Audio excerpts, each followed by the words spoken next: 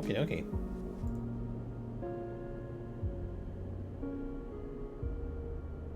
Hello and welcome, people watching in the future. I may, I, I think, potentially be able to beat this game today. I'm just not quite sure if it's going to actually happen, but we'll see. I don't know necessarily about the extra stuff, but we're gonna at least finish the main plotline. I think. I think. All right, so let's check out where I am. So this is one day away.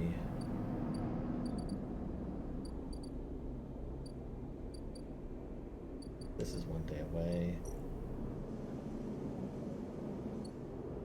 I don't want to miss Lim.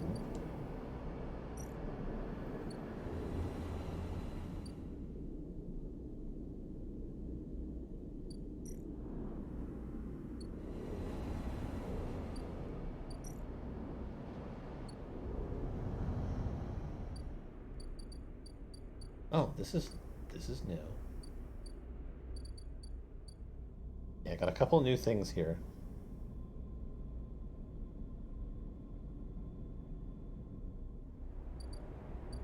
And then that's 2 days away.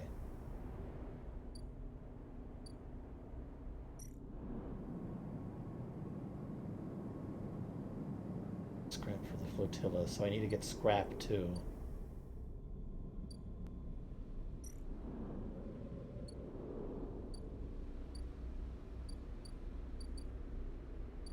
Okay, let's check out this algae stack. Negotiate access. Much to Esh's frustration, you'll have to pay or talk your way into using the algae stack to farm food for the refugees.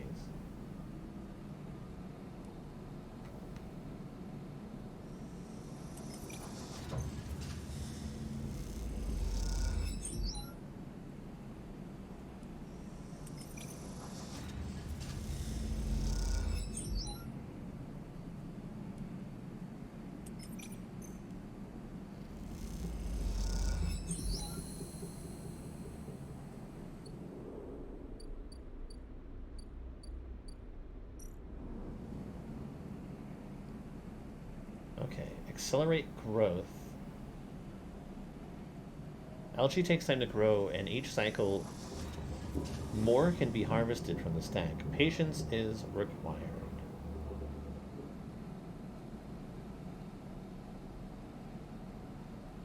There's no more algae. You have to wait for more to grow. Okay, I don't want to deal with that right now.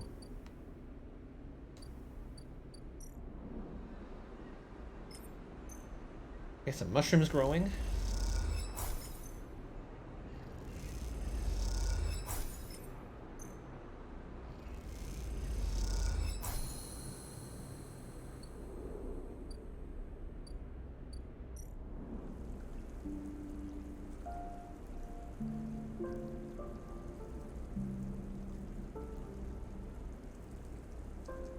Ugh.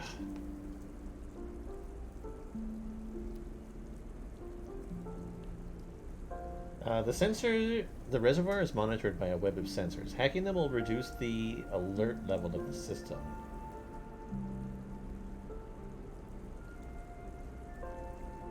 Right, Ashnice is saying anything else. So this is one that I have to juggle. Okay, we'll do one at a time.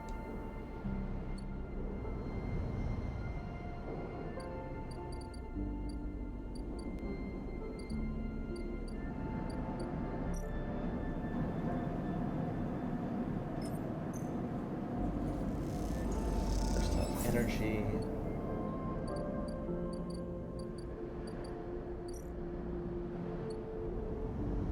Let's take care of my need.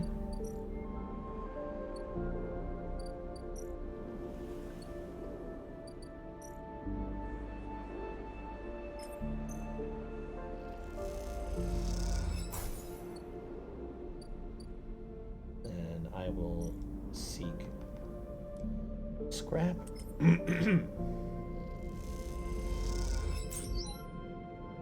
Really wish I could double that. A 5?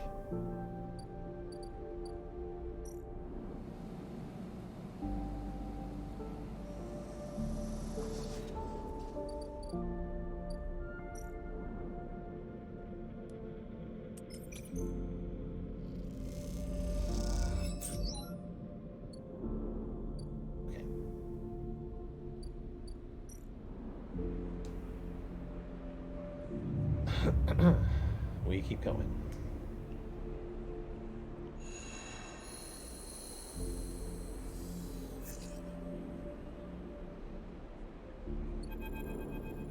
As you leave, you find a note pinned on the outside of the door. It reads, "Sleeper, there's something you need to see. Meet me at the cordon as soon as you can. Just keep heading around the ring until you hit the flotilla. I'll be waiting. Peek." You pocket the note and glance around the corridor. Looks like you're doing this. Time to make a plan.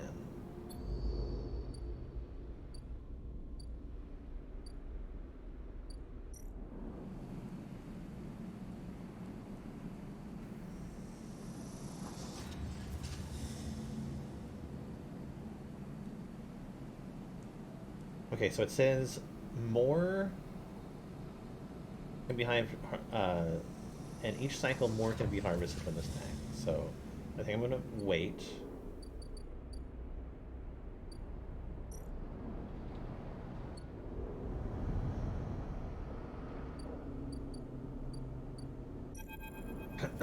There's no answer when you buzz Lem's unit, but the door is open.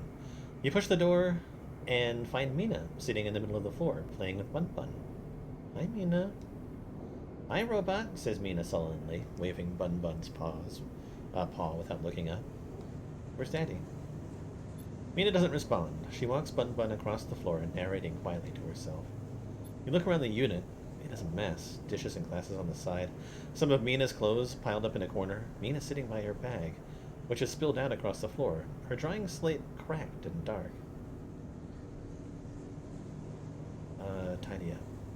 You start with the kitchen units, piling up the dishes in the auto wash and wiping them down. You pile clothes up next, folding them neatly. Mina watches you quietly as she plays, curious but silent. You've just started to look at fixing her cracked slate when Lem enters. "Sleeper, what are you..." He pauses and looks from you to Mina and back again. "Never mind." He drops a bag by the door and slumps onto the couch. "Everything okay?" Lem lets out a weak laugh. "You forgot the past few cycles now, too." "Wish I was so lucky." He looks away at the open door. "Look, now's not a good time. I want to help." "Help? Unless you have a side reel ticket or two on you, I don't think there's much you can do here." He pinches the bridge of his nose. "You understand they never even put us on the list, right? I've been all around the rim looking for work, and I've run into more than a few of from the crews. It turns out only longtime Havenage members were issued those Celis ID numbers. They never planned to consider us. Havenage say they didn't know that was what they were going to use to make the draw, and who knows, maybe Celis pulled the wool over their eyes? But what does it matter? All those hours in the yards for a hand-to-mouth wage and nothing else?" He slams his hand down on the sofa.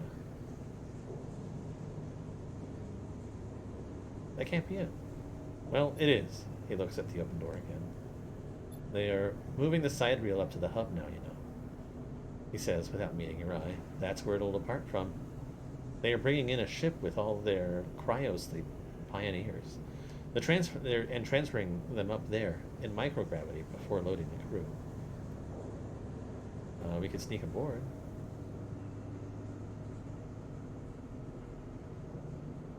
"You think they're just going to let people on board? The security they'll have has to be impossible." He looks over at Mina. "Look, we'll be fine. We always have been. I just need a little time." He sighs. "We had our hearts set on that trip, is all." Mina comes over and climbs into his lap. He smiles. "What if I got you on board? I missed you these past few cycles. I missed that optimism. Lem strokes Mina's hair. Look, you want to go up to the hub and ask around? Be my guest. I can't get up there with Mina down here, and I'm sure the side reel will bring a crowd. But be careful. This kind of thing always attracts scammers and thieves. You find any way on board, you take it. You need help to get there? Ask me. But for now, me and Meanie here are sticking to the eye. She looks up at him and smiles.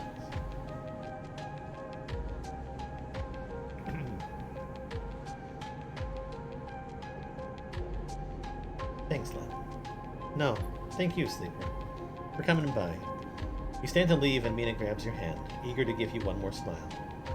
Then you're out, back in the walkways of the low end, already thinking of plans to make this ride. Yes! I want to help Mina and Lem.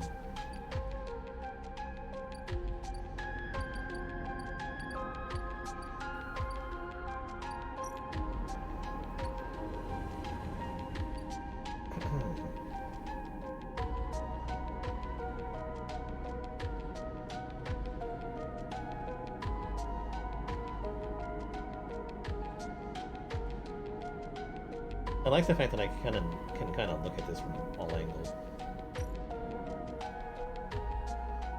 Side reel is being loaded and prepped. Among all of the commotion, is it possible to find a way on board?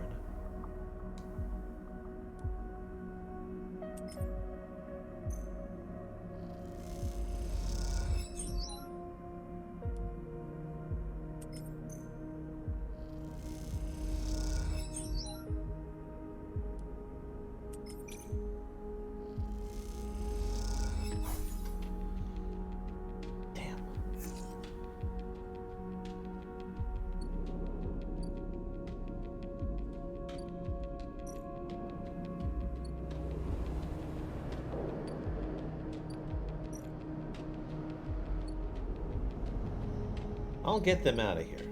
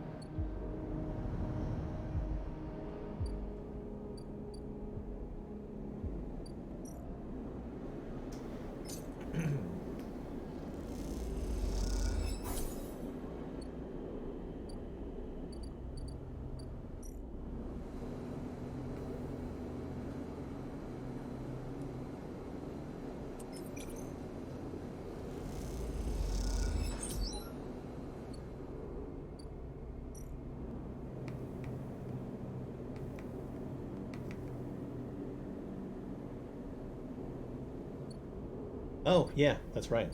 Oh, shit. I don't have any die.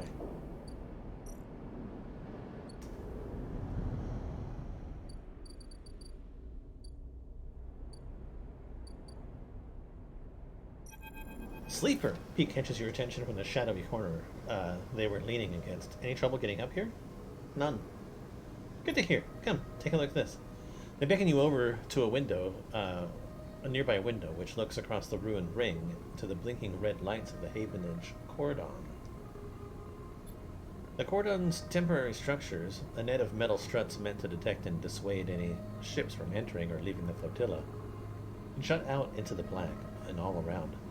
The tugs flit, securing them in place and tending to the red blinking drones that demark the quarantine.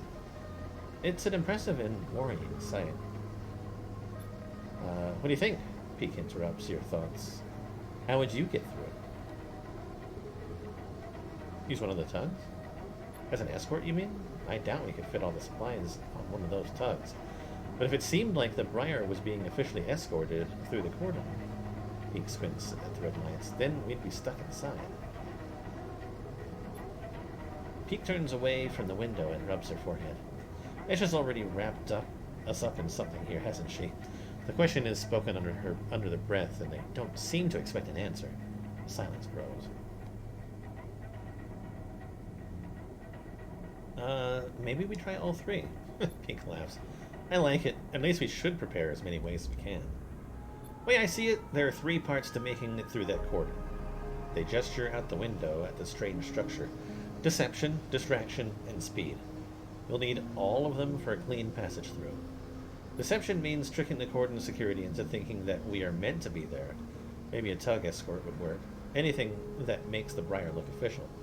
Distraction, meanwhile, will be all about diverting attention so that no one looks too hard at what the Briar is doing. If we can create a gap in the cordon scanning and deterrent systems, that should keep them busy. Finally, speed will mean making sure the Briar is ready to roll. Perhaps we can do a little work on the ship to get it ready. S. Shirley wouldn't mind. They lean back from the window. How does that sound? Excellent. Pete grins. Don't get too excited. There's a lot to get sorted before we make the run.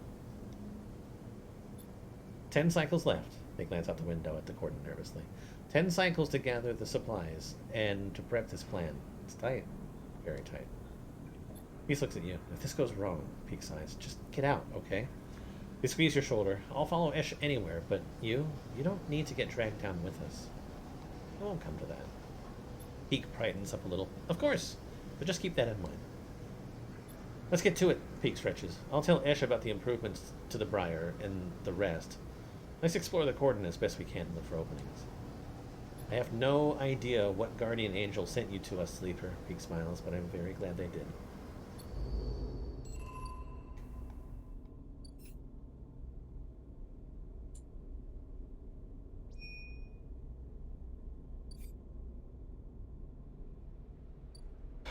It's going to be hard to manage.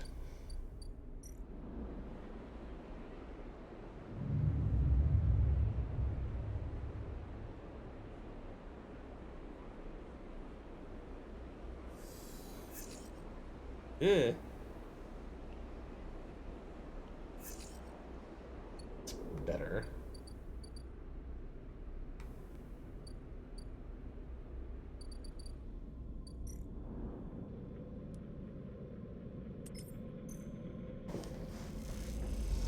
Give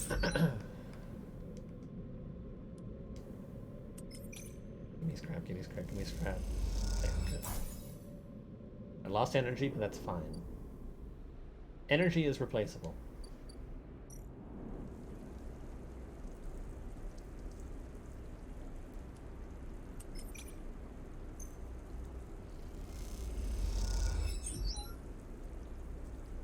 Okay. It would seem that as long as I don't, like, fail, the alert isn't set off.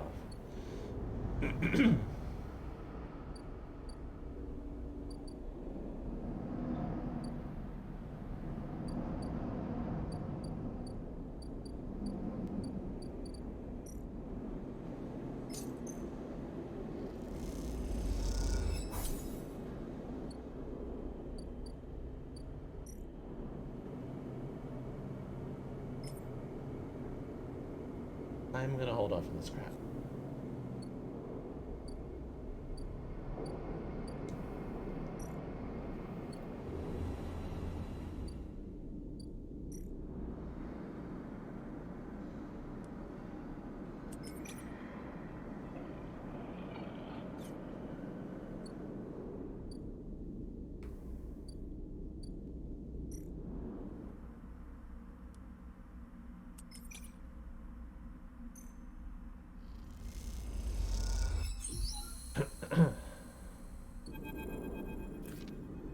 Castor.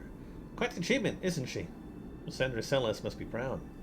Recognized the resonating voice of Castor immediately, and turned to see him, hooded and tucked into the shadow near a viewing platform.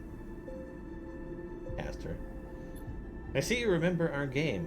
Good. He looks around, but the platform is clear. Oh, it's the guy that I played space chess with. I'm afraid you'll have to wait for a rematch. Microgravity makes Tavla a little difficult. He smiles broadly. Castor walks out to stand beside you on the platform. The telltale clunk of magnetic poops accompanies his slow crossing. He notices you looking at them. I don't much like it up here, he explains. I hear there was some trouble at the Havenhead shipyard when they announced the results of the crew lottery. I was there. I know. He sighs, meeting your eye. An ugly business. Celes are too used to the way things work in the core. Exploitation is the only logic they know. He gestures out at the side reel. You know why they built this monstrosity on the Eye? Money. Not as part, perhaps, but there are cheaper shipyards. He stares at the pristine yellow hull. Celes built it here, says Castor gravely, because they didn't want anyone to know it exists. He rubs his forehead, and secrecy is something I cannot abide. He turns to face you. There are people being loaded onto that ship as we speak, sleeping people, locked in cryosleep like the person that you were emulated from. There are hundreds of them, and Celes wants to send them out to a planet at the edge of the settled systems without anyone knowing where it is. But you, Sleeper, can do something about that. You are like me.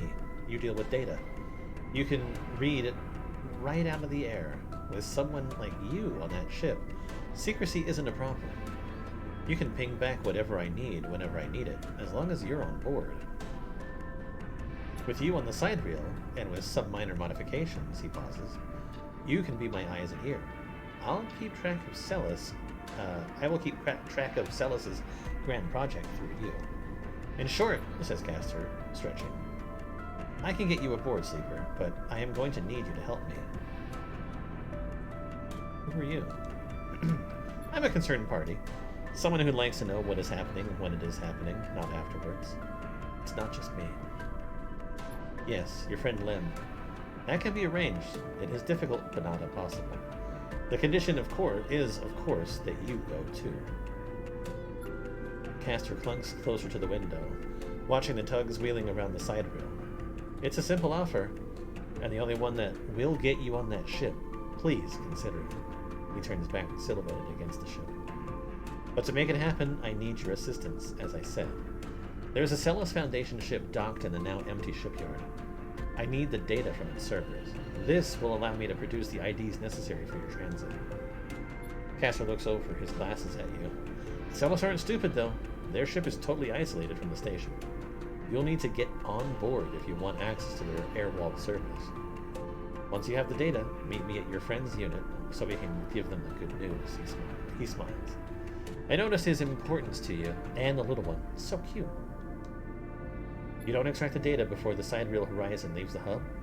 Then I will get the message. We have other options, but you are certainly my preferred one. But be sure when you act, Sleeper.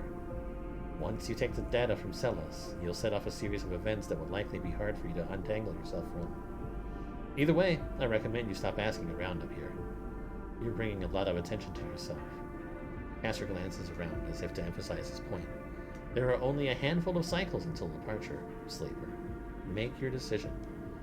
With that, Castor marches back off the platform, the sound of his mag boots fading away, leaving you to contemplate the sidereal horizon and the part it may play in your future. Shit. Looks like I have 8 days to get everything ready.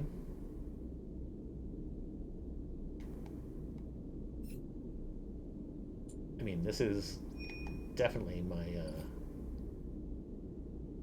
main drive.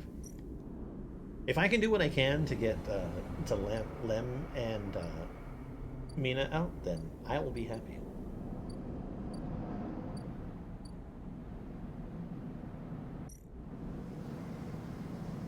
All right.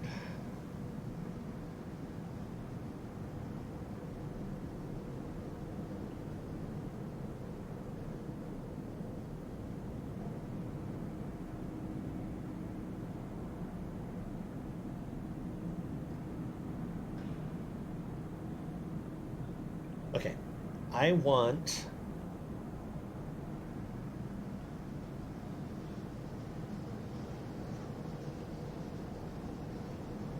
I can do this.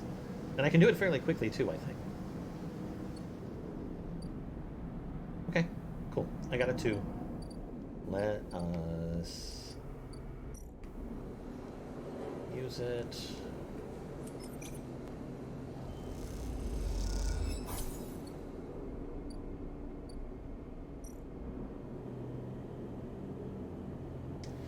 I'm gonna try to do as much as I can for the flotilla stuff, but my main goal is Lem.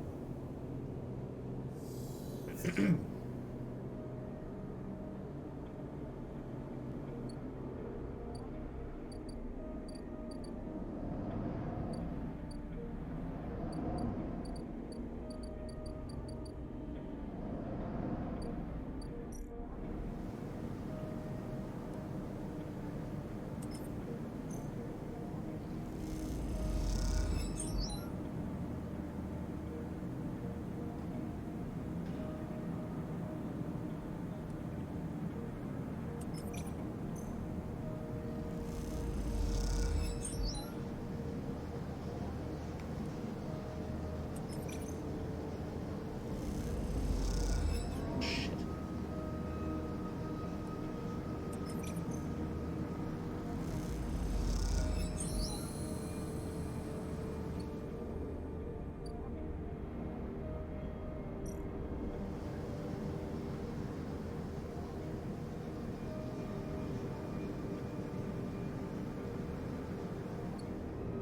Okay, I'm gonna leave that be for right now.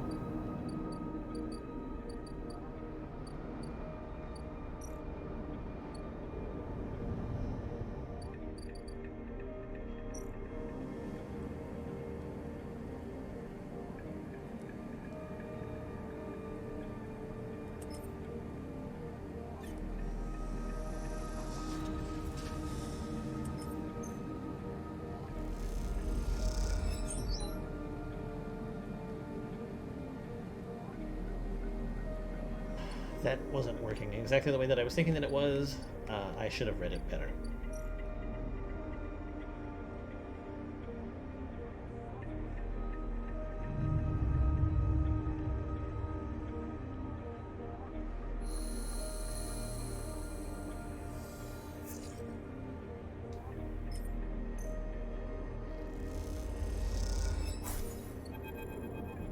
Sleeper, long time. Moritz is smiling at you when you leave. Clearly happy to see you again. Moritz, good to see you. Same, same. He rubs his hands on his jacket. How you been? Working really well. Good to hear it. He looks you up and down. I knew you'd make it work. You are a smart one. He glances around. Hey, look, I'm not down here to chat, though. I know Bliss said she didn't want to take on any more big jobs, but she changed her mind, or something. He grins, because now we have someone looking to refit one of their ship in our bay. You would not believe it. They want their entire ship disarmed, cutting out defense arrays, weapon lockers, ship-to-ship countermeasures, the whole lot. He leans in. We'll be able to start an arms dealer with all the hardware we'll have up there when we're done. He laughs. Anyway, it's a massive job and we need some hands. Bliss said to go get you. So coming up, Bliss is waiting on you to accept the job. He pauses.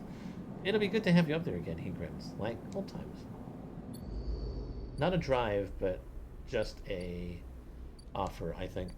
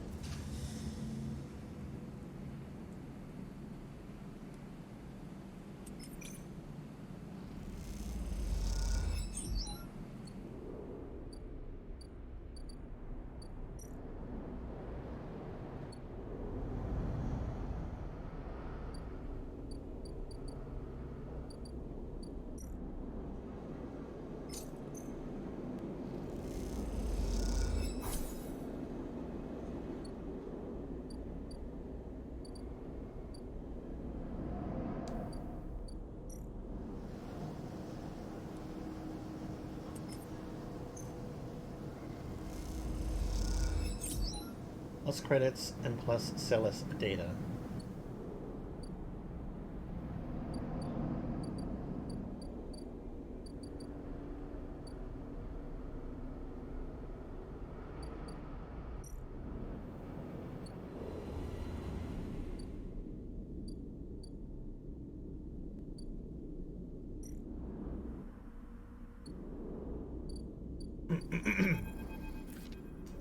When you enter the bay, it is weirdly quiet.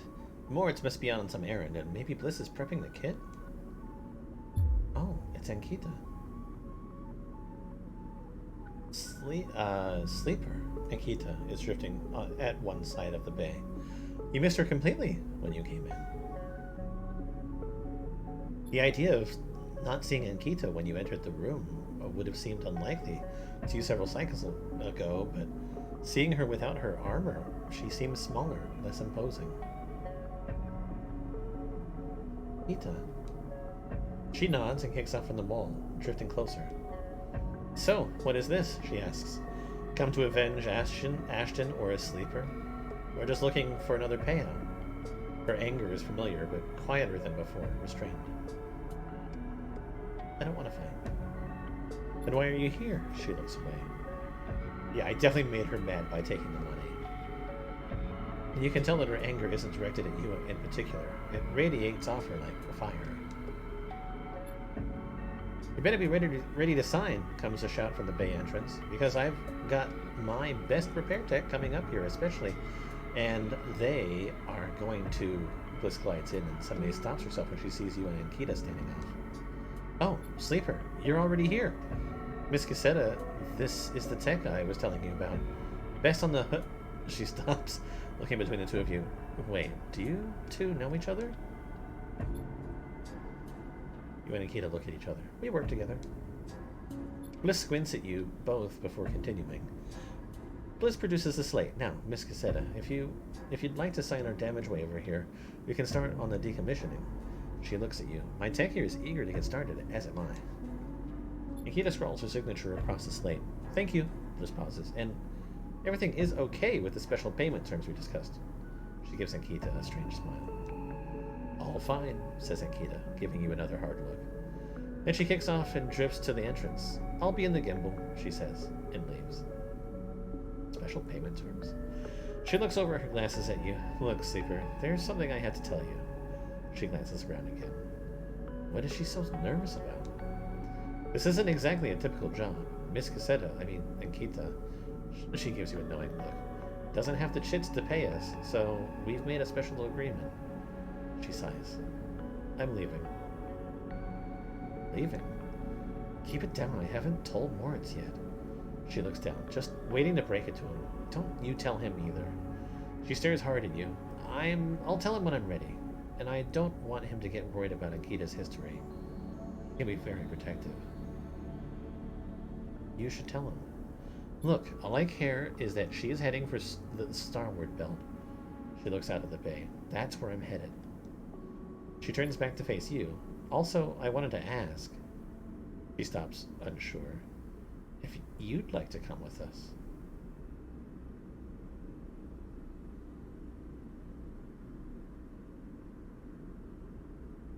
No, I can't. She interrupts before you answer. I know things have been hard for you on the eye. And you helped me so much. I asked Ankita if she'd carry two of us, and she said yes. Moritz will take over the bay anyway. Although, if you stay, you're welcome to help him run it. I just thought, she sighs, you might be in need of a fresh start as much as I am. She turns away nervously. Think about it anyway. The berth is there. We've got to finish the job first anyway. And with that, she kicks away and heads to the racks. Before you can offer an answer, moments later, Moritz enters with a new cutting torch for the disarming of the ambergris. The starboard bell. You push your thoughts to the back of your mind. Time to get to work. Damn.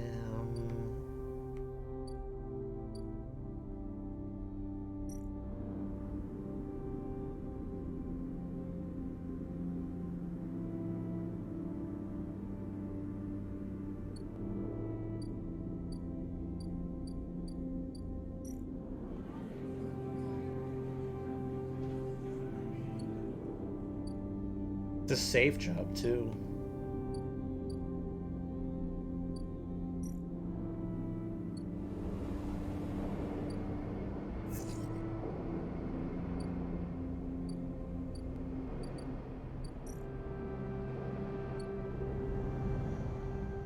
Oh god, I really wish that I had handled that one differently.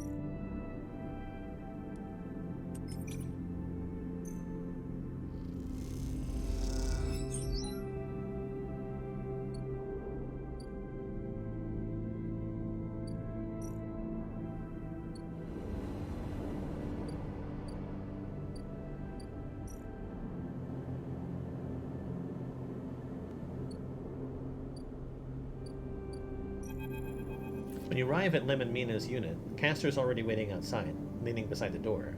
Forgive me, Sleeper, but Celis is already buzzing with news of the breach. I was expecting you. Will this work? Don't worry, the breach cannot be traced to the specific IDs I'm about to create.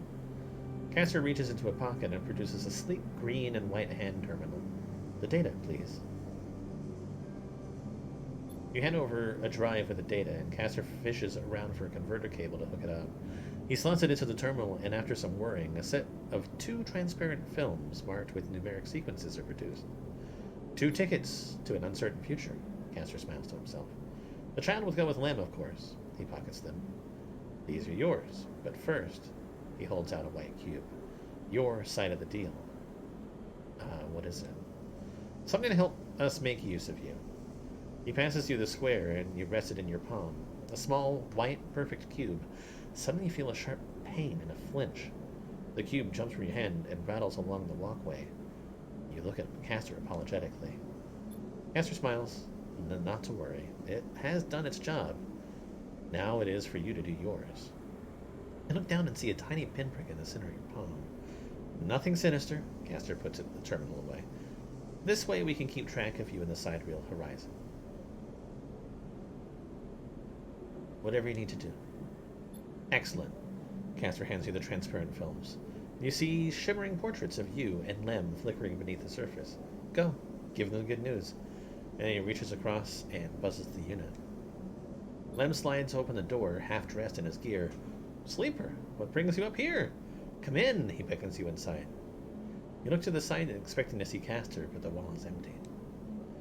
The unit is cleaner, better organized than last time. Lem sits at the thin bar and gestures for you to sit. Meet us with some of the local kids. Someone has started doing lessons down the way. She seems to like it. You sit at the bar. What's up, Sleeper? I have some news. Out with it then, Lem laughs.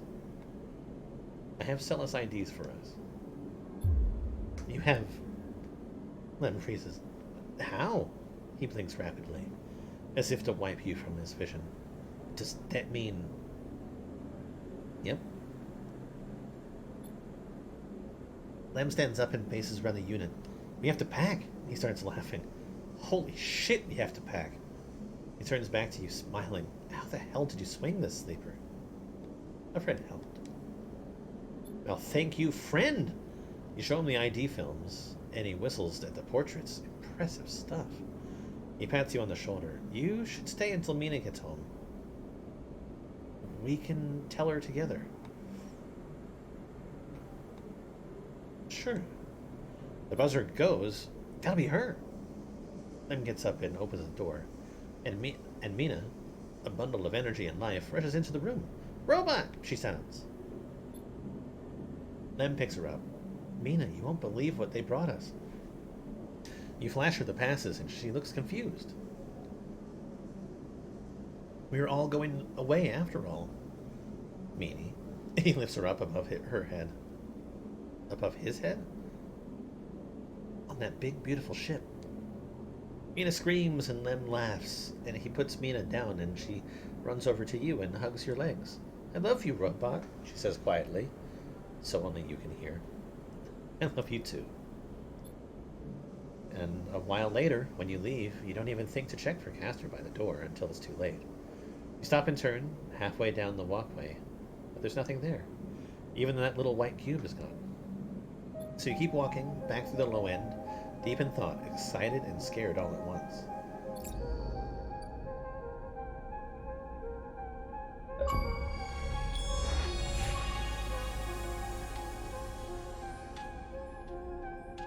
Did whatever it took to get that ticket.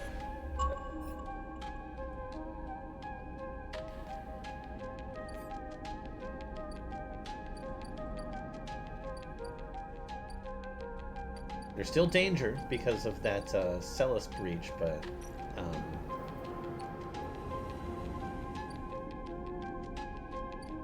we'll see. Okay, I have like 5 days before that all goes.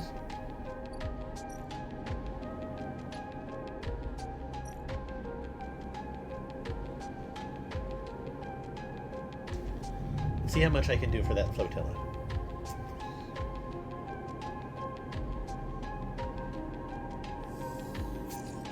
Hell yeah.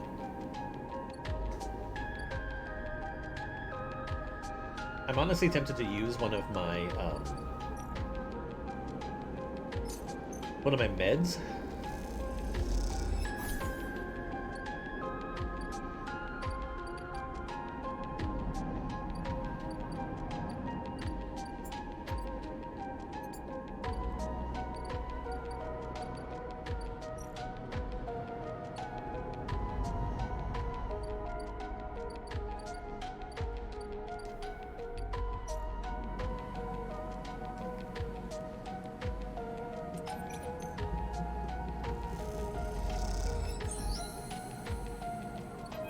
You're leaning against the metal crates you just loaded up with algae, packed and dried into bright green pucks. Ash hops onto one beside you, flexing her aching back.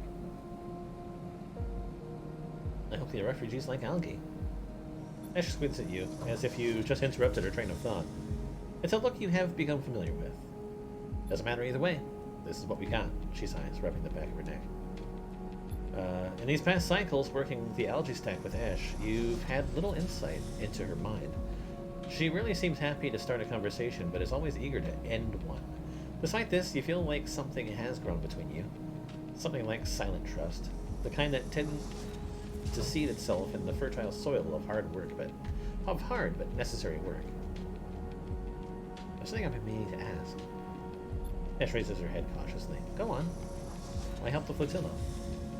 Ash pauses, her protective instinct fighting with the trust you've built. You can see her begin to shrug the question off, and then she stops, rethinks, and sighs. What you need to understand, Sleeper, is that Erdlin's Eye wasn't the only place where the Solheim collapse happened. Sure, Hawthorne, where we grew up, was an XPR installation, but that didn't screen it from Solheim going under. Naturally, Solheim was the only reason XPR were even here. She pauses, hesitant to get into the whole story, but wanting to offer something. Wait, she flinches, correcting herself. They are a service corp, you understand. They set up outposts in surrogate systems like this to offer refueling, logistics, and maintenance services to bigger companies with extraction contracts. She gestures to the eye around her, like Solheim. When Solheim went bust, XPR lost their client, and Hawthorne, well, we lost everything. We became an outpost tasked with just holding on. Keep the refueling platforms running, they said. Keep the outpost stable. Hold on to your claim. Hold on to our claim. She rubs at her head, as if recalling all this was somehow physically painful. Do you know what it's like to spend your entire life in a place with no future? A place that exists only to hold a legal claim to a piece of territory? To shore up breach of contract negotiations between two corporations? It's like living in a. She searches for the word. Her eye is jumping back and forth. In a grave. She clenches her hands. So, if you're looking for the answer to why questions, that's your answer. We, Peek and I, know what it's like to be forgotten, to be locked out. She stares hard at the side of the stag, the algae whirling against the glass in beautiful patterns, and she doesn't look away.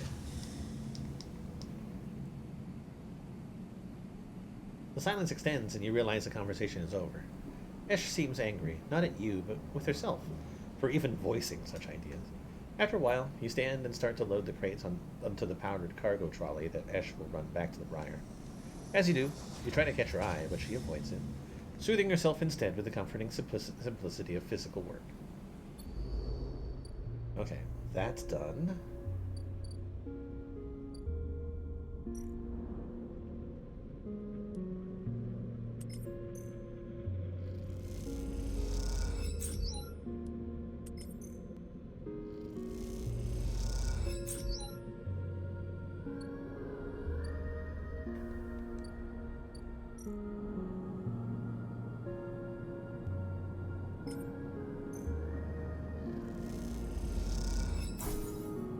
All the supplies in the world are nothing without a plan to get them to the flotilla. That's Peek's plan. That's Peek's part in this.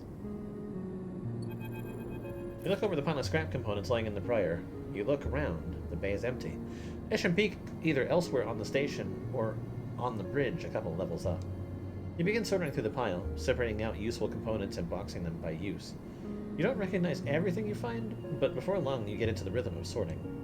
As you do, your mind starts to drift, your attention being drawn into the dark corners of the bay. The Briar is in surprisingly good condition, considering that Hawthorne and XPR must have been operating it for decades by now. The marks of care are everywhere, from the delicate patch jobs, polished to meld into the original finish, or the carefully bound wiring running through custom trunking. Esh loves this ship, that much is clear.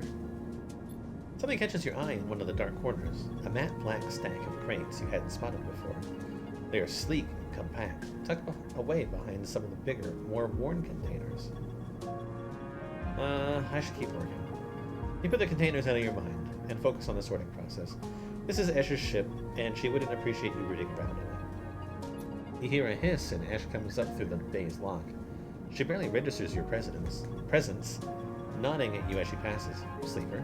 She busies herself with some task at the back of the bay.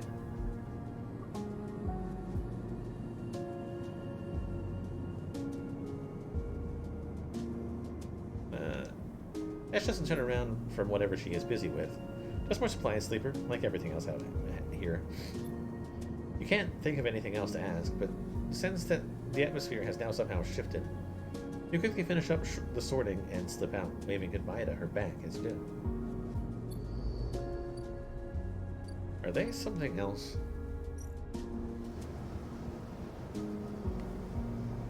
I would certainly hope not, right?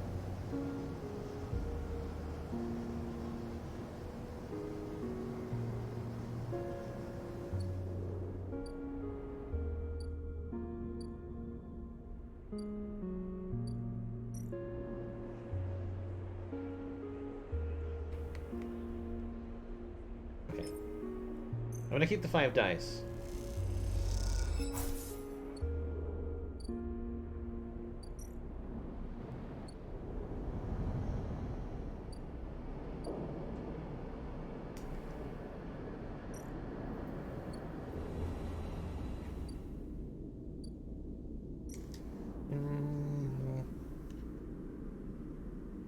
You know what? I should honestly save that for days that I don't have good dice.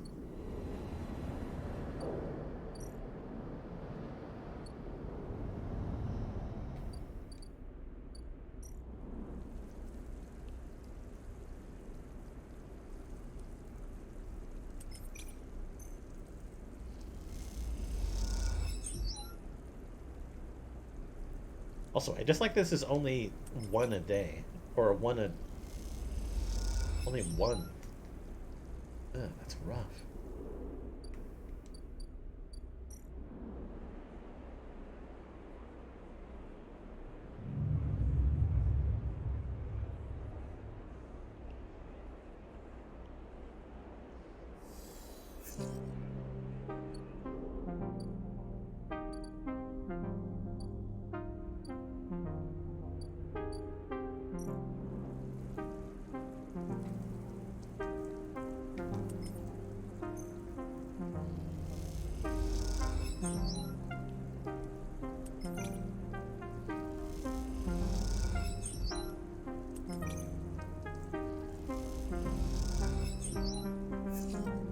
Yep, that's not happening.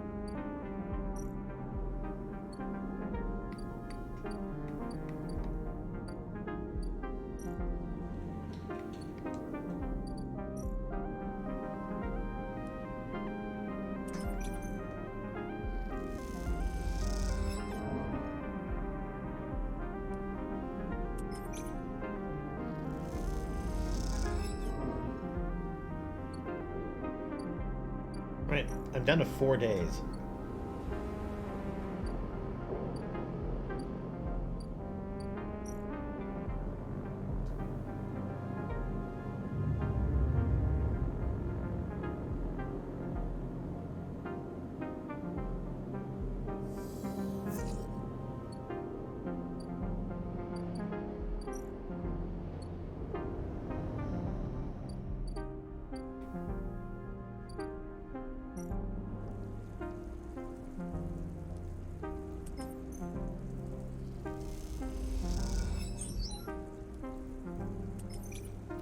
this should take care of water. Tucked into a service corridor deep below the reservoir, Ash is double-checking the seals on the water tanks loaded onto the motorized trolley. Though you're far enough away from any thoroughfares not to worry about being overheard, you both still speak in hushed tones.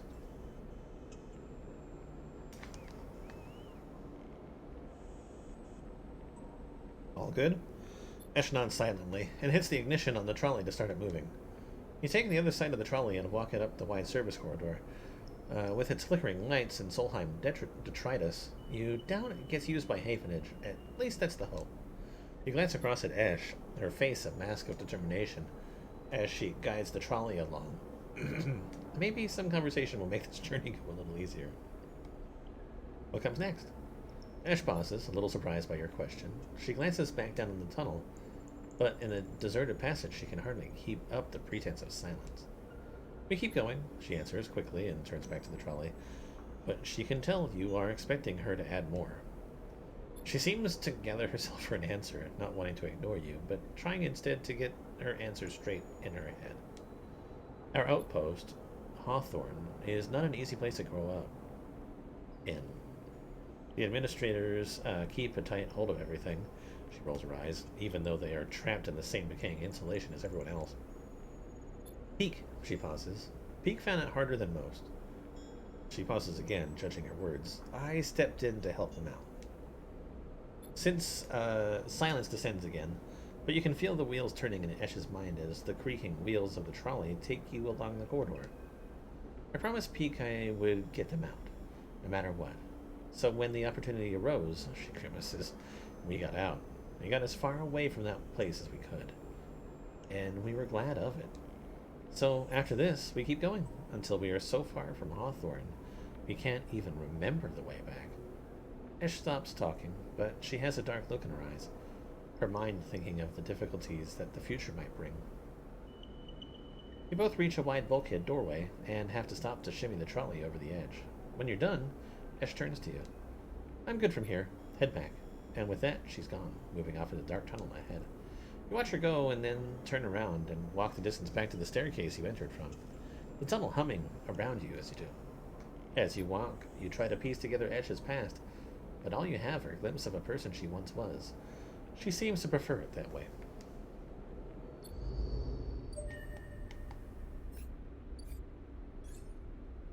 Right, that upgrade point is not going to help.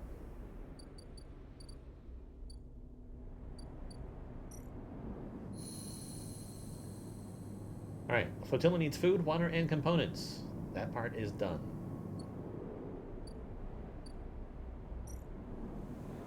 It really does feel that this is something that I should have started way sooner.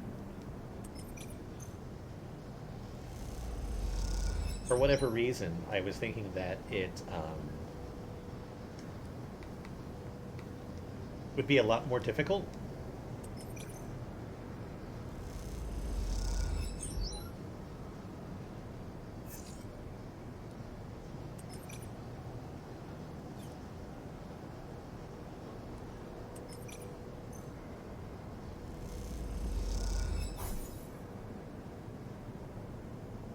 Did not get lucky at all with those. But now I definitely feel that I won't be able to finish this before I end. Especially because it's like part 1 of 3 separate acts.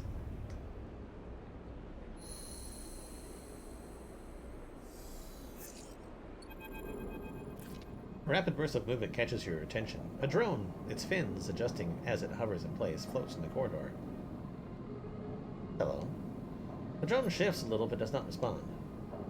The drone buzzes closer, and a voice gurgles out of its speaker. Distorted and strange. Sleeper, come to the cordon. We need to speak. Who's this?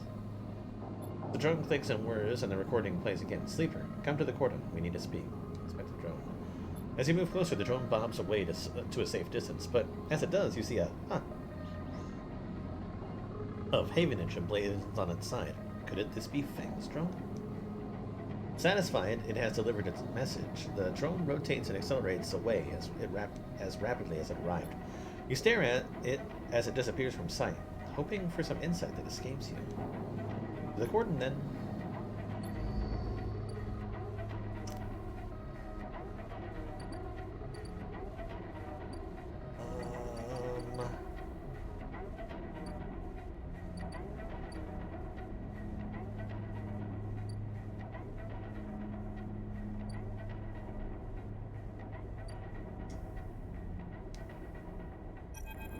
As you enter the passage that leads through the cordon, a flash of movement catches your eye. A drone. It stops to make sure you've seen it and then flips into a side passage leading to a set of narrow stairs. You climb up the dark shaft, the drone stopping at each landing to check you're following. Despite its lack of expression, there's something overbearing about the way the drone waits, impatiently realigning its fins in sequence. After a long climb, you come out onto an observation platform. The cordon and the vast ramshackle refugee ships beyond fill your vision. The scale seems impossible, and immediately you feel small and naive for even thinking you could affect the situation. Something shifts nearby. The drone again. It's frustrated, Havenage counselor. A woman is standing at the window, and at the edge of your vision. You aren't surprised you didn't notice her. She seems too impossibly small in the shadow of the flotilla. The drone buzzes by her shoulder, and she turns. Sleeper, sorry for all the cloak and dagger nonsense. She nods at the drone, but I have never regretted being cautious. She smiles, a tight smile, and holds out a hand. I'm Helene. Shake her hand. The tight smile holds, but the drone keeps its single eye fixed on you. The effect is a little unnerving. Look. She glances around the empty observation deck as if checking for potential eavesdroppers. Let's be straight with each other. I know about your plans, and... She cuts in before you can respond. I understand your motives. You look at her in overalls, the yellow markers, the sigil, and, you've been on the eye long enough to recognize a Havenage member when you see them. You are Havenage. Yes, I mean, I expect that is obvious. The tight smile again. I hope you won't hold that against me. She glances around nervously again and moves a little closer. This entire situation, I'm not here to defend it. She glances back at the flotilla. No one is happy about this. Especially not the refugees. She sighs. I'm not your enemy here, no matter what you think. She pauses. Sleeper, tell me something. What does Havenage mean to you? A fresh start. Surprising, Sleeper, she smiles, but not unwelcome. Havenage is used to being criticized. In some ways, we invite it. Our members are free to bring up grievances at any meeting, to propose new structures and approaches. She shifts her weight impatiently. As a counselor, it's my duty to listen to them. That is why I was elected by the members. We are an imperfect system, yes, and each counselor, each member, each representative can be flawed, and worse. She looks down, but we keep this place running. That is what we do. And the flotilla? She turns and looks out at the clump of fractured ships. The flotilla is a problem. Can the Eye take in thousands of refugees safely? I don't know. This place is a ruin, Sleeper. What do you think the council discusses? The price of Garol? We make plans to keep this place spinning, to keep life support working, to ensure... Helene's slate chirps, and a grim look passes across her face as she sees the notification. She looks tired, the screen light casting her rigid expression in a pale glow. Sleeper, I didn't bring you here to explain how Havenage works. I came to talk about your plan to cross the cordon. Reach the quarantine and supply the flotilla. She looks directly at you. How do you know? She glances at the drone. I make it my job to know what happens here. I know you think you're helping the flotilla, but you cannot do this. Right now, halfway along the ring, one of the countless series of debates are being held. These debates are to evaluate the potential harm that could be caused if the refugees of the flotilla are left to enter the station. These debates are at a standstill. Helene walks to the window. Too many in the Havenage Council think of the flotilla as a threat. After recent events, a hardline group has emerged. Protective, selfish. They seek only to benefit the members. In their mind, the flotilla is a danger to life on the Eye. If you're caught crossing the cordon, And breaching the quarantine, it will only strengthen the hardline counselor's case. Criminals who stole a ship from XPR, undermining the security of the station? She shakes her head. It's exactly what they want. The refugees need supplies. They do, and that's exactly what I want to give them. But unless the quarantine is lifted through a fair process, they will never get them. She sighs deeply. Those ex-XPR spacers you were running with? Sleeper, do you know anything about them? More than I know about you. She looks at you pleadingly. Let's change that, Sleeper. Why do you think the refugee flotilla came here, now? Something is happening in the system. Something is pushing people out of colonies and outposts that have survived since Solheim collapsed. We need to be ready for whatever's coming, ready to protect the Eye. I know the Eye means something to you. I know there's a reason you are still here. Help me protect it. Helene fixes you with a strong look. Persuade these spacers that this is the wrong move. That they will get caught and the flotilla will be locked down. That Havenage will be delivered into those with the worst instincts. Forget this suicidal supply run with people you barely know. Help me fight for the Eye.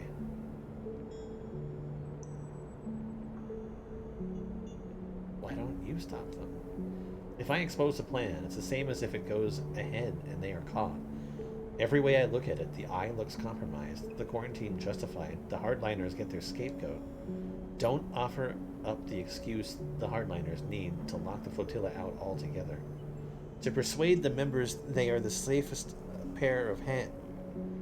To persuade the members they are the safest pair of hands. She looks at you imploringly. Please. Look back at her and the flotilla behind, and sense a desperation in her plea.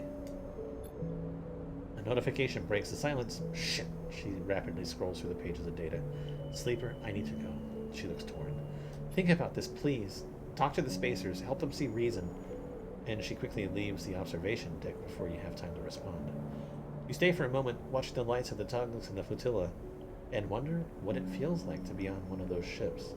So close to your destination and yet so far from it. And then you think of the Havenage Council chamber across the Eye, where the right of these people to find safety is being debated. You shiver, and then you too are gone, back into the stairwell and the cold dark below. Damn. That makes things difficult.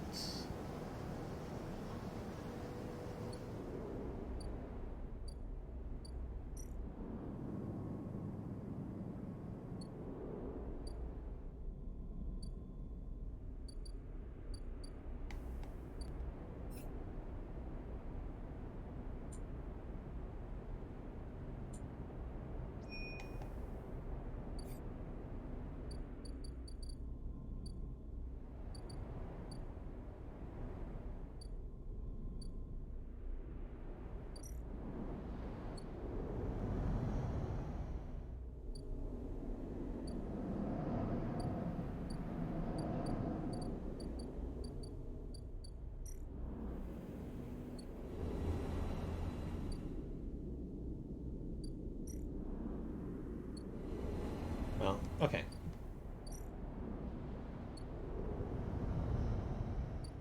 I'll do what I can.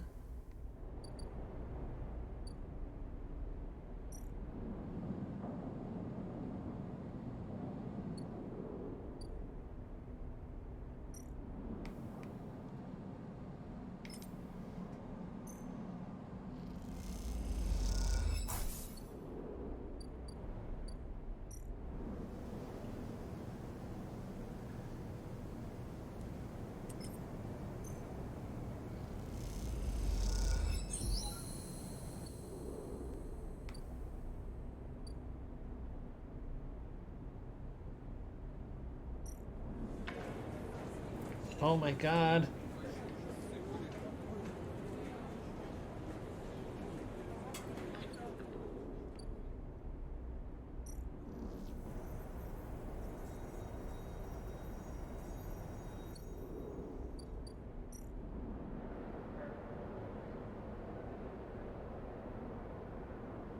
That's a lot of stuff.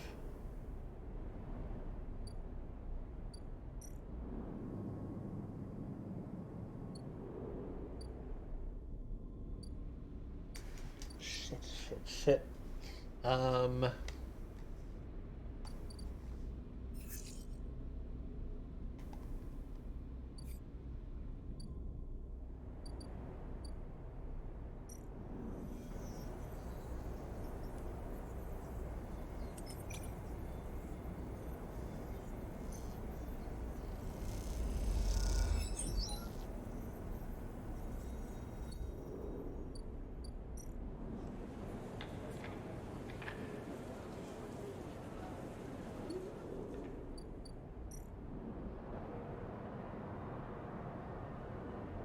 Is this Havenage suspicion shared across all of them, I wonder?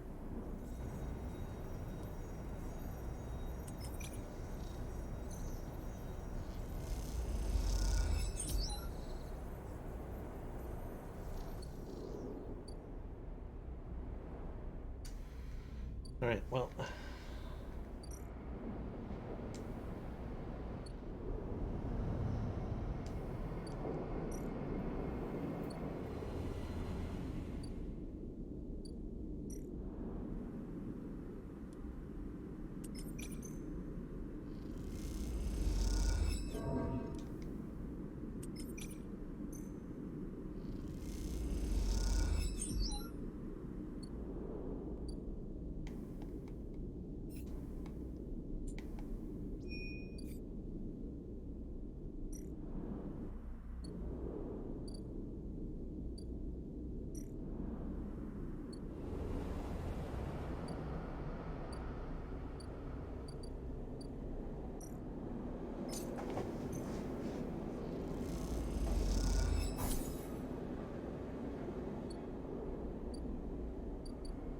Shit. Yeah, I really should have started this a long time ago. Because, like, right now I've got too many drives that are just like, oh, must be completed now. Oh, shit. Sleeper, Peak is waiting for you when you leave, but they look different, pale, drawn out. You need to come up to the Briar, now. They don't meet your eye. We'll be waiting. Peak walks away. Don't take long. And with that, they disappear around the corner, leaving you anxious and confused.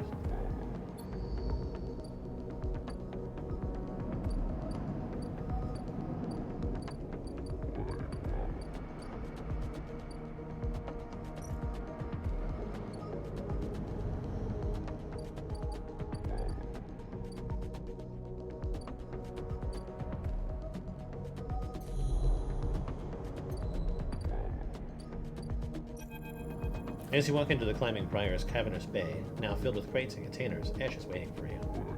In front of her, sliced open, with its insides scattered across the top of a heavy-duty crate, is an object you recognize, Helene's drone. You freeze. Coming quick, Peak nudges you into the bay, looking behind you before sealing the entryway. We have to start being careful. You move closer to the container, your eyes on the drone splayed out in pieces. Some parts of it hooked up to a slate that Peak picks up and begins tapping away at it. Ash looks up from the dissection. You caught it buzzing around nearby. Heading for the ship, she leans over and taps the HA signal in on one of the removed pieces of plating. It's a Havenage spy. We think we got it before it sent data back, but we can't be sure. Peak looks at you nervously. Ash cuts in. Have you noticed anyone watching you? Any drones like this? Anyone following you up to the Briar? I've seen this drone. I've met its owner. Ash pauses for a while, Peak looking between the two of you. Explain, Sleeper, Ash says quietly. Tell him. You explain that you met with Helene at the Cordon. You tell Ash and Peak about what she told you, that the Havenage Council are debating lifting the quarantine, but they are blocked by the hardliners. You speak faster and faster, but before you can finish, Ash walks away in anger, and comes back again, her eyes burning. What is this, Sleeper? Have you understood nothing from what we told you? She paces in front of you. Havenage are not your friends. They are administrators, which means they are interested only in their own power, their own survival, their own causes. They divide people as easily as sorting livestock. The greater good of their work demands it. The wider the project, The wider project of the station, the colony, the nation. Her eyes are wide as she speaks, her anger barely contained. She wants to help. Ash laughs. What, Sleeper? Undo the mess of her own creation? She only wishes to placate you. So you'll compromise. So you'll do what is acceptable, not what is right. She is trying. Let me tell you something, Sleeper, Ash says, her rage hardening into pain. When people become administrators, they give up something. Some part of being human. Being an equal among others goes away. They start talking about the greater good, the systems, the ways in which their hands are tied, or their processes compromised. My mother was the administrator of Hawthorne. I have seen what it did to her. That noble higher calling, it's toxic. People should never have the chance to decide the fate of others. And those that do so at a cost to their humanity. Peek tries to cut in, but Ash holds up a hand.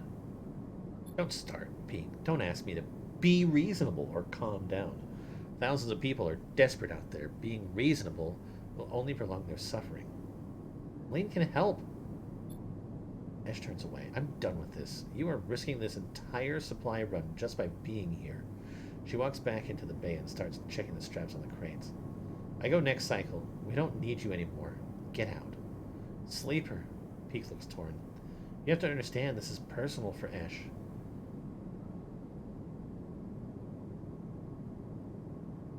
Elaine warned me. Peek tenses. Warned you what, Sleeper? Getting caught will be bad. You don't think that we know that? Peek looks tired. You glance around at the bay of the Briar, the walls seeming closer every second. This whole thing is closing in on you, and the question is, where do you want to be when it all collapses? You look at Peek. And what do you think, Sleeper? Peek rubs their forehead. Should we do this thing or not? No. Peek grimaces. I was worried you'd say that. To be honest with you, Sleeper, I'm not sure how we got here. I mean, I know what we did, but it is like the universe shifted under us. One moment we were escaping Hawthorne, and now we're here. And now we are here, and I have no idea what's coming. They look at Ash, but do you see her? They look back at you. She knows how we got here. She is driving this thing forward, and they pause. She saved my life. So if you answer no, I'm going to need you to stand back and get out of her way. Because wherever she goes, that's where I'll follow. Don't do this. He smiles weakly, their eyes glistening. You can't ask me to do that, Sleeper. You can't. I'm out. Peek looks down, shaking their head. Then you are free to go. They slip away to help Ash, leaving you alone to replay the conversation in your head. None of this feels good, but after everything Helene told you, they cannot do this. You leave the Briar, perhaps for the final time, unsure what comes next.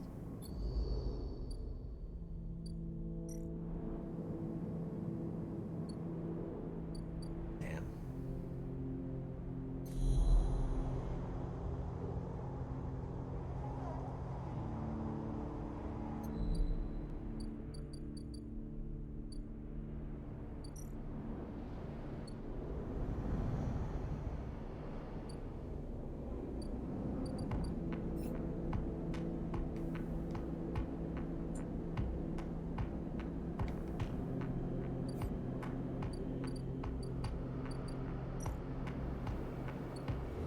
I'm hoping that when I fix this, I can make it so that Bliss takes Moritz.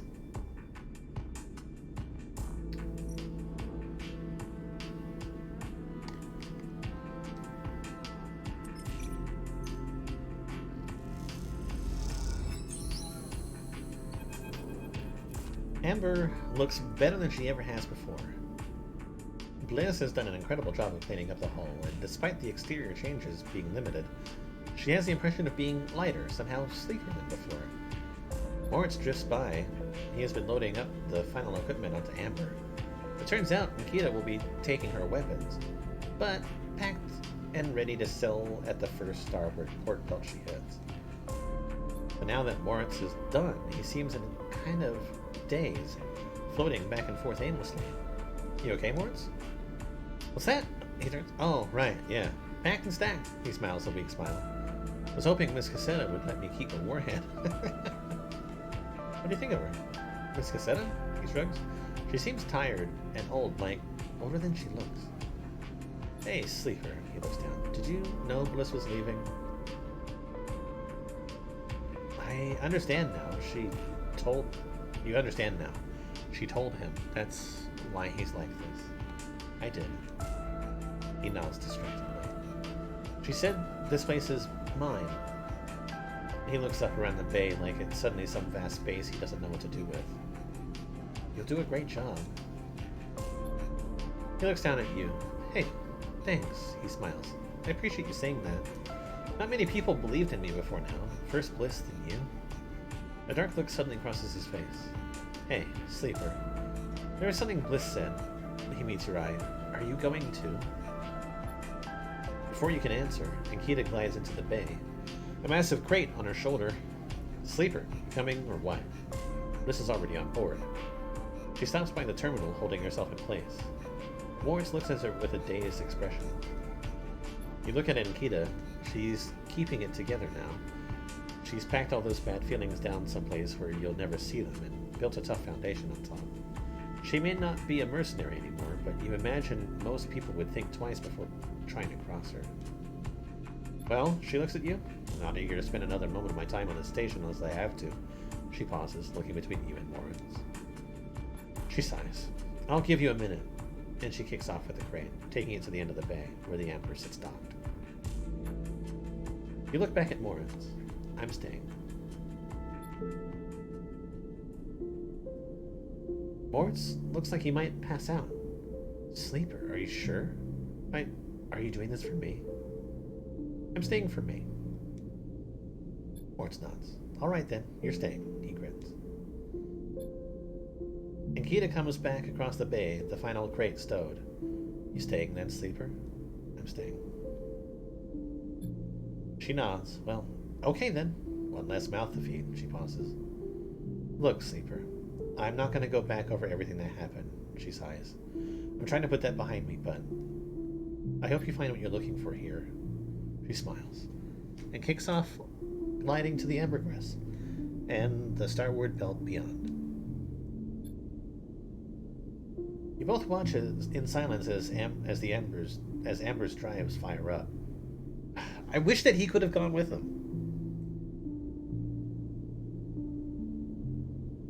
I guess this is our place now, says Moritz, the weight of everything suddenly hitting him. Your place. He smiles. Okay, but I'll need some help from time to time. You both stay for a while and watch Amber and Bliss and Ankita leave.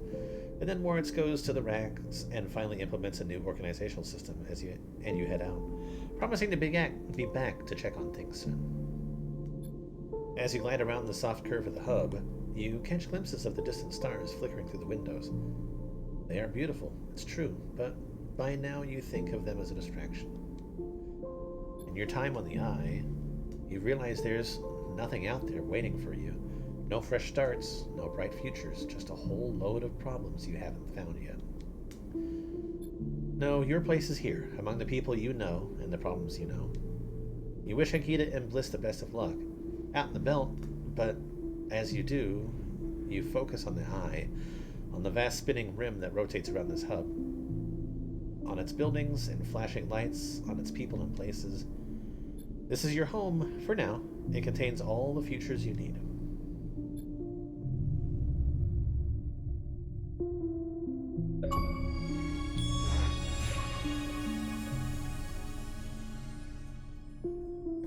Everything can be repaired with enough time and effort. Right, that's credits number 2.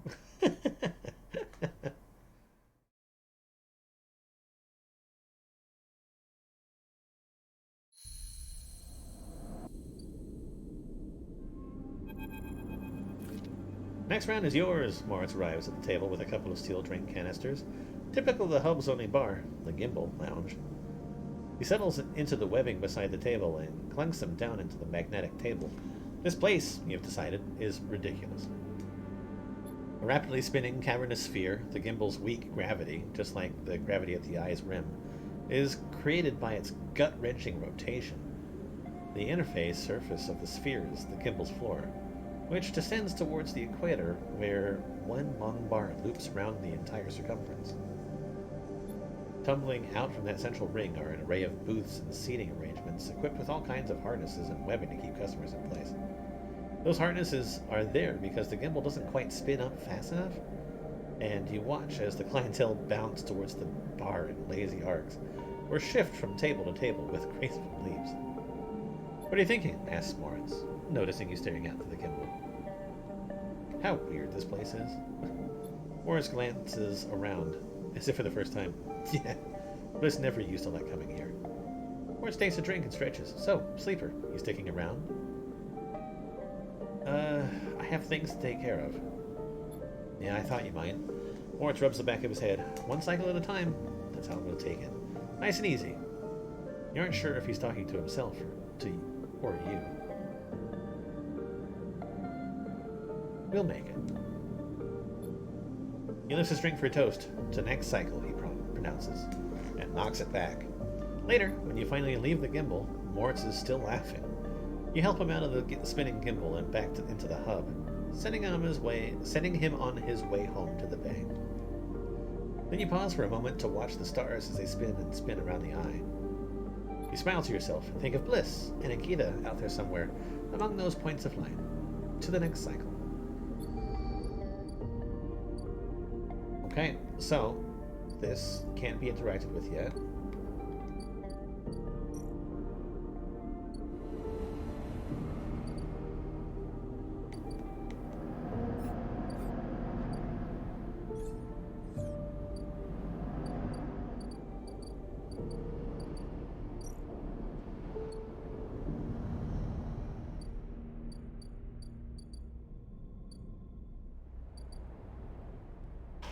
Can't do anything with this.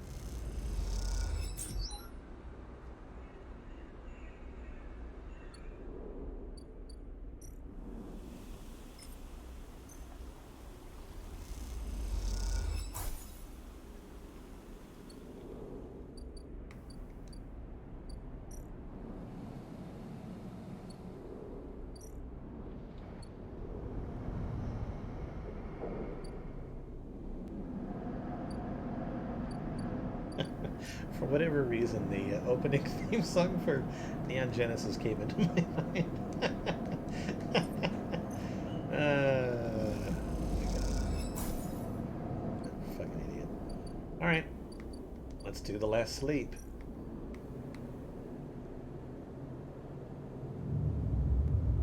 Means what I think is the last sleep.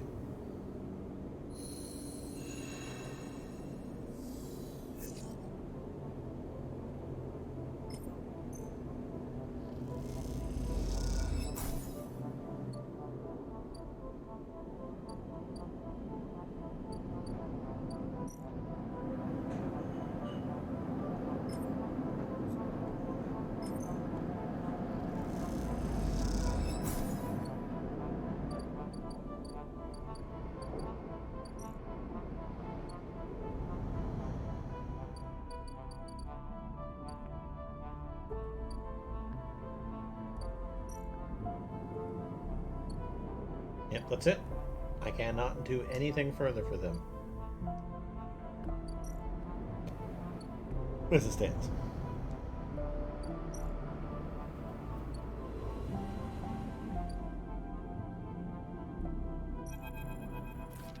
Aw, cute! There's a crowd, but you spot Lem and Mina immediately as you enter the dock. They're waiting at the cordon, where Celis security are checking the crew in to board the ship. Those that manage to get up to the hub are crowded near the entrance, but even they know their chance of getting on board has long gone. Lem! Lem spots you among the crowd. Sleeper! We are here! They are standing beside a bag which looks to carry all the possessions they have. It is small enough to be carried in one hand. Hi, Mina. Mina is vibrating with excitement. She seems strangely at home in microgravity, but then you remember that she has spent her whole life in space. Hi, robot. You hand over the Celis ID film to Lem, keeping your own. He turns it back and forth in the light. Where did your friend even get this picture, Sleeper? Looks like my old Conway ID. You look, and a shimmering younger Lem stares out of the film. Harder and clean cut. I spoke to the guard here. He nods to the white and green clad security officer. They'll be doing orientation and role assignment on board. Sounds like we are going to be working under the core crew, kind of like an intern. He laughs. What do you think, Meanie? Am I too old to be an intern? Following Lem's lead, you inspect your ID. As you lift the film up to light, you see something strange. Something that makes you flinch. The face printed on the film is one you recognize immediately, but it is not you. At least, it is not how you look now. You squint at this ghost, confused why you hadn't noticed earlier. It is a picture you remember being taken. A memory that you didn't know you had. Oh, is this SNR? Is that who Castor's with? Am I still just a pawn for them? A memory that you didn't know you had. You remember signing the forms, the walk to the sleeper tanks, the cold metal floor. You remember the SNARP employee who helped you in, her smile clean and surgical. You freeze in place, thinking of the you that still sleeps somewhere in an SNARP facility. That won't wake up until you are recovered and disposed of. And now you are leaving. Will they ever wake up? Sleeper! Lem interrupts your thoughts. These guys want us to board. You stare at him without thinking, then notice the guard gesturing to you both to come forward. You all kick off and float over to them, steadying yourself on the guardrail. You hang back, letting Lem present his ID film first. The guard slices it across a white machine, much like the one Castor printed them from. You reflexively rub the puncture mark on your hand, even though there is no trace of it now. It seems to be your destiny to be someone else's tool. Lem and Mina rave through, the guard smiling at her excited face. Lem turns back to check you're coming. The guards beckon you closer. Board. You shake off your doubts and hand over your ID film. The guard barely looks at it as he passes it through the scanner and waves you through. A new life, built from old things. You okay? Lem asks, concerned as you catch up with him. You're so slow, robot, Mina teases, grabbing at you with small hands. I'm good. Lem nods, and you realize how much harder it must have been for him to cross that threshold. Mina struggles in his arms, trying to get at you, and Lem relents, struggling with both the bag and his daughter. Mina tumbles through the microgravity and grabs onto your clothes for purchase, pulling herself into your arms. You all proceed up the walkway, the entrance to the docking bridge, yawning wide in above you. Are we a family, robot? Mina asks as you move, taking you by surprise. I guess so. Mina smiles and presses her head against your chest, pleased by your answer. You keep moving, up into the docking bridge and then along a thin glass-walled connector, all the time Mina clutching onto you. The lack of gravity means you can't feel her weight, only the grip of her small hands on your clothes. You both stare wide-eyed at the vast hull of the sidereal horizon, and try to think of this huge machine as a home. Later, when you settle in your bunk, after Mina's finished running back and forth between you and Lem with an endless and infectious excitement, you find yourself looking at your ID film once more. Somehow, since the last time you looked at it, the image seems to have changed. It is still a picture of the old you, the person that signed up to have their consciousness copied and placed into the ownership of SNR, but something else has crept into the image, an underlying sense of self-identification.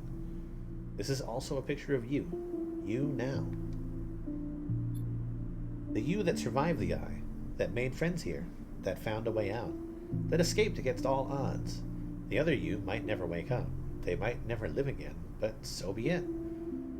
They consigned you to a doomed life for their own gain. Their life is yours now. You will live it better than they ever could. Wow. You lie on your bunk as the thrust of the sidereel's vast engines kick in. This feeling, this rumble, will be your constant companion for the next decades. It will be there when you work, when you watch Mina grow, when you dream of the planet at the end of the journey. It will stay with you when your body starts to fail, despite the best attempts of Lem and Mina, as the years stack up, and it exceeds its safe operating period by a decade. It will be the thing you wake up to in those rare moments of consciousness, between which Mina will keep you in a frozen state in hope of preserving you until your destination is reached. It will still be there when Mina wakes you, tears in her eyes, to tell you of Lem's inevitable death, and it will not relent, despite your desire for a moment of silence. It will be the final thing you hear, as Mina shuts down all but the most vital of your functions, and hopes beyond hope that you make it to your final destination, all the while doubting that you will. But for now, in this moment of departure, it's still a new sound, a new feeling, and because of this, it is filled with the promise of a future.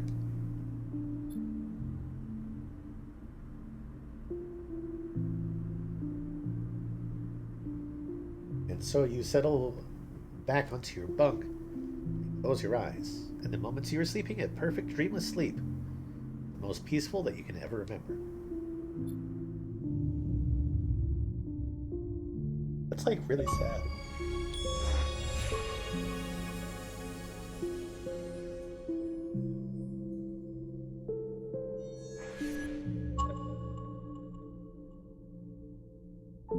My fucking god.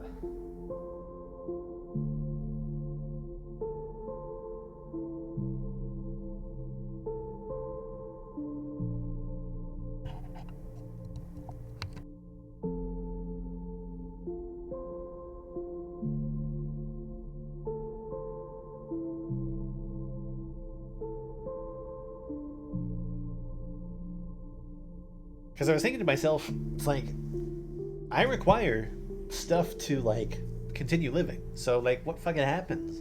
You know what I mean? It's just like, talking about the fact that, like, so this is like a multi-decade trip, like 20 years is what they're basically talking about, right? And they're basically saying that the sleeper will live as a family and help tend to the ship with Lem and Mina. Mina will help, grow up and everything, and then Lem's gonna die before they even reach the new planet. And then you, as the sleeper, will start having issues because your body is, past its use-by date, basically. And they'll put you in cryosleep so they can hopefully fix you or find a way to get by it. And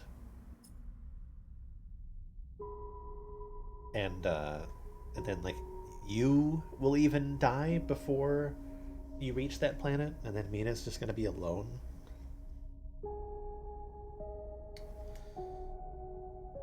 Oh, it's sad.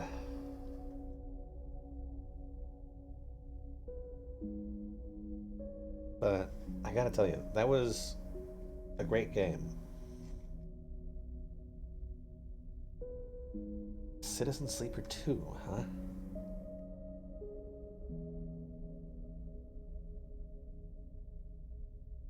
I am now especially glad that I tried this.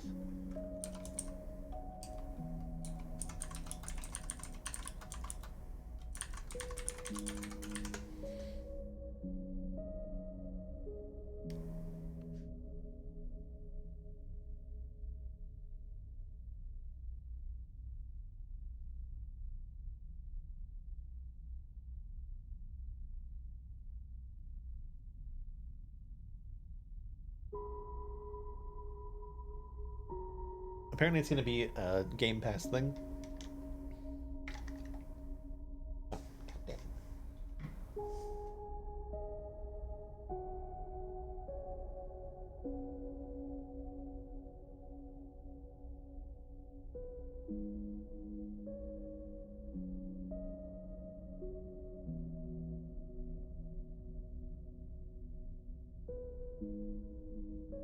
It won't be the same sleeper. It'll be a new station or a new place called Hexport.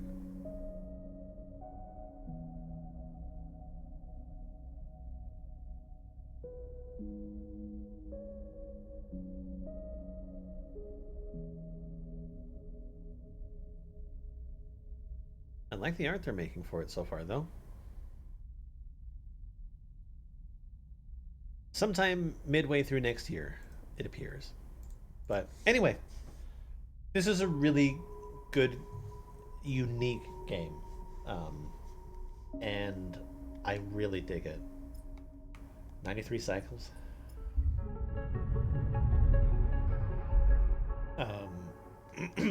I think that it does a really good job at telling stories of the people on the station. Either that, or I'm just a sappy mess. I think that's the real answer there.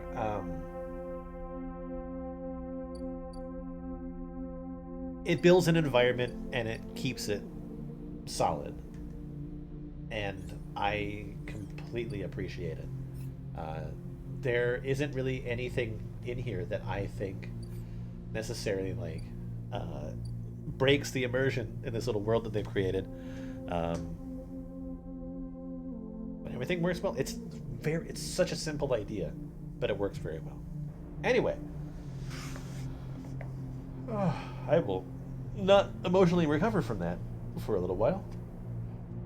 So let's take a break and play some Starfield. I'll be right back. I'll be a couple minutes. Talk soon.